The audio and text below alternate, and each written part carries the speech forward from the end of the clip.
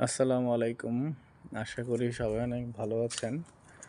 আমিও আপনাদের দোয়ায় ভালো আছি। তো আমি তো চেক রিপাবলিকে আছি, আপনারা সবাই জানেন। স্টাডির জন্য আমার ফেসবুক এবং আমার পেজ যারা ফলো করেন, এখানের স্টাডি করে জব করাটা কত কঠিন তার একটা নমুনা হচ্ছে আমি দেখেন রাত 12টা বাজে, এখন স্টেশনে আছি বাস অথবা ট্রেনের জন্য।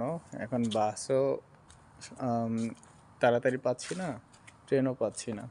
তো এখানে আপনারা দেখতে পাচ্ছেন ট্রেন আসতে আরও বাস আসতে 302 নম্বর বাস আসতে হচ্ছে 19 মিনিট লাগবে।